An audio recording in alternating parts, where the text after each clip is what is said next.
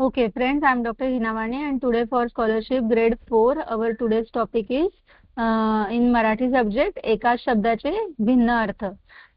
आता मराठीमध्ये एका शब्दाचे 2 किंवा 3 असे अधिक अर्थ असणारे शब्द मराठीमध्ये असतात. फॉर एक्झाम्पल बोट जेव्हा आपण म्हणतो तेव्हा हाताचं बोट म्हणजे फिंगर या अर्थाने पण म्हटलं जातं, आणि त्याचबरोबर छोटी नाव, छोटी बोट, शिप, नाव त्या अर्थाने पण बोट हा शब्द वापरला जातो.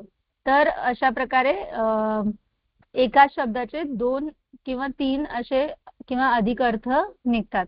तर या ठिकाणी एक यादी दिलेली आहे तुम्हाला की ज्यामध्ये पूर्णपणे दिलेलं आहे की कुठल्या कुठल्या शब्दाचे कसे कसे वेगवेगळे अर्थ हे निघतात. तर अनंत हा शब्द आहे, त्याचा अर्थ होतो अमर्यादित, परमेश्वर, अंग त्याचा अर्थ होतो शरीर किंवा बाजूने किंवा कलाने.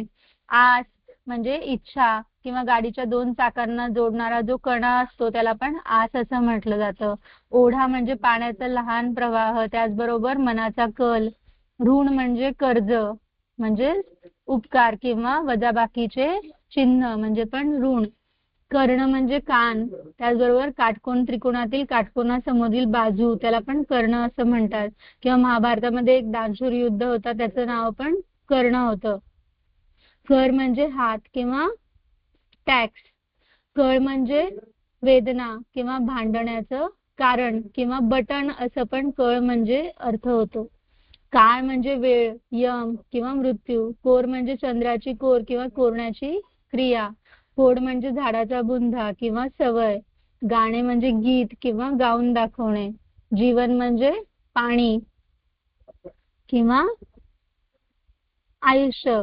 झाड, डाव, तट, तळी, दंड, धड असे वेगवेगळे शब्द इथे दिलेले आहेत आणि त्यांचे वेगवेगळे अर्थ दिलेले आहेत. तर हे तुम्ही एकदा 2दा 3दा चांगलं रिवाइज करायचं, जेणेकरून तुम्हाला सरावाचे प्रश्न सोडवायला मदत होईल. आता आपण सरावासाठी असलेले प्रश्न हे डायरेक्टली बघूया. तर पहिला सरावाचा प्रश्न आहे ज्यामध्ये तुम्हाला प्रत्येक वाक्यातील अधोरेखित शब्द ज्या अर्थाने वापरला आहे त्या शब्दाच्या पर्याय क्रमांकाचं वर्तुळ रंगवायचं. तर रामरावांनी मेहनतीने भरपूर माया जमा केली आहे. आता इथे माया याचा अर्थ पैसा असा होतो. ओके, आणि पर्याय तुम्हाला दिलेत ममता, धन, मुलगी, कपडा शिवताना सोडलेली जागा. तर इथे योग्य पर्याय आहे धन. ओके, आजोबा डोक्यावर हात ठेवून चिरंजीव हो म्हणाले. या ठिकाणी चिरंजीव म्हणजे दीर्घायुषी असा त्याचा अर्थ होतो, त्यामुळे पर्याय क्रमांक 1 हे त्याचं अचूक उत्तर आहे. अमावस्येनंतर शुक्ल पक्ष सुरू होतो. आता महिन्यांशी रिलेटेड म्हणजे डेजशी रिलेटेड जेव्हा पक्ष हा शब्द वापरला जातो तेव्हा 15 दिवस असा त्याचा अर्थ होतो, आणि 15 दिवसाला पंधरवाडा असं म्हणतात. त्याच्यामुळे योग्य पर्याय आहे पर्याय क्रमांक 3. ओके, पुढचं जे आहे, आजकाल भाज्यांचे भाव खूप वाढलेत. भाव या ठिकाणी इथे रेट म्हणून होतो म्हणजे किंमत. तर इथे पर्याय दिलेले आहेत वेदना, भावना, माया आणि दर. तर किंमत किंवा रेट या अर्थाने दर हा शब्द वापरला जातो, त्याच्यामुळे पर्याय क्रमांक 4 हे तुमचं अचूक उत्तर आहे. त्याचबरोबर 5वं, 6वं, 7वं आणि 8वं हे तुम्ही स्वतः सोडवण्याचा प्रयत्न करा. 9वं 10वं आपण पुढचा सरावाचा प्रश्न हा घेऊया. तर पुढील प्रत्येक वाक्यातील दुसऱ्या अधोरेखित केलेल्या शब्दाचा अर्थ दिलेल्या पर्यायातून निवडून त्या पर्याय क्रमांकाचं वर्तुळ आपल्याला रंगवायचं आहे. तर मान मोडून काम केल्याशिवाय मान मिळत नाही. तर इथे पहिला जो मान आणि दुसरा जो मान शब्द आहे त्यापैकी आपल्याला दुसऱ्या या मान शब्दाचा अर्थ शोधायचा आहे. तर पर्याय दिलेले शरीराचा अवयव, मानधन, मोठेपणा आणि दौलत. तर इथे ह्या मानेचा अर्थ होतो शरीराचा अवयव, पण ह्या मानेचा अर्थ होतो मोठेपणा, म्हणून पर्याय क्रमांक 3 हे तुमचं अचूक उत्तर आहे. नरेशने तीरावरून 2 तीर मारले. आता इथे तीर हा शब्द 2दा वापरलाय. पहिल्या तीराचा अर्थ किनारा होईल, पण हे जे 2 तीर मारले त्याचा अर्थ आपल्याला शोधायचा आहे आणि त्याचा अर्थ होतो बाण.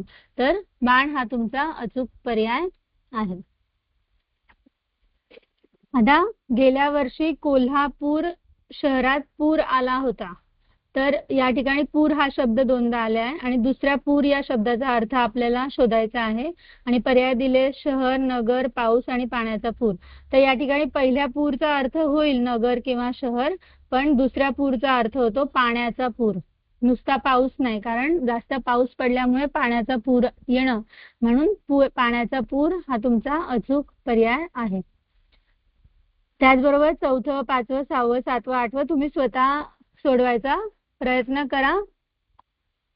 सोपं आहे. ओके.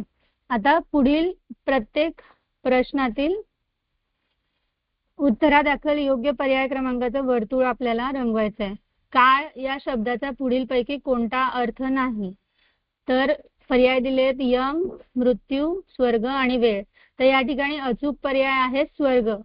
कारण काळ म्हणजे यम, काळ म्हणजे मृत्यू, काळ म्हणजे वेळ, बट काळ म्हणजे स्वर्ग नाही. वारी या शब्दाचे होणारे भिन्न अर्थ ओळखायचे. पाणी आणि अमृत हा एकच अर्थ होऊन जातो, त्यामुळे यात्रा आणि नियमित फेरी हा अचूक पर्याय या ठिकाणी येतो. भक्ती या शब्दाचा अर्थ पुढीलपैकी कोणत्या वाक्यात आला आहे? तर वाक्य दिलेली आहेत. मनी नाही भाव, देव मला पाव, आज सोन्याचा भाव काय आहे, आज माझ्या चेहऱ्यावरचे भाव आईने ओळखले, हा भाव जास्तच आहे हो. आता इथे भक्ती याचा साठी भाव हा शब्द वापरलाय, पण भाव हा शब्द भक्ती या अर्थाने कुठल्या वाक्यामध्ये आला आहे? तर पर्याय क्रमांक 1 मध्ये आला. कारण सोन्याचा भाव ही सोन्याची किंमत दाखवतोय, नॉट द भक्ती दाखवतोय. फिलिंग्स दाखवतात ते दुसऱ्या याच्यामध्ये, आणि इथे पण किंमत दाखवली जाते. तर पर्याय क्रमांक 1 हे तुमचं अचूक उत्तर त्या ठिकाणी आहे. तुमचे धड असलेले कपडे अनाथ आश्रमातील मुलांना द्या या अधोरेखित शब्दाचा अर्थ ओळखा. तर शरीराचा भाग, आवडते किंवा न फाटलेले.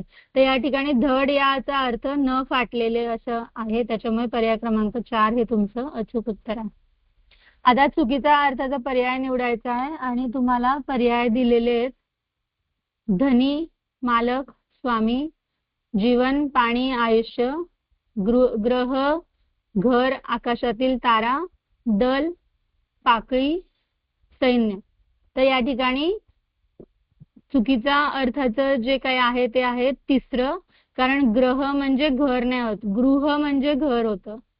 ग्रह म्हणजे आकाशातील तारा होऊ शकतो, पण घर नाही होत. त्याच्यामुळे तिसरा जो पर्याय आहे तो चुकीचा पर्याय आहे. तर अशा प्रकारे आपण एकाच शब्दाचे विभिन्न अर्थ असा टॉपिक बघितला. नेक्स्ट टॉपिक आपण नेक्स्ट लेक्चरला घेऊ.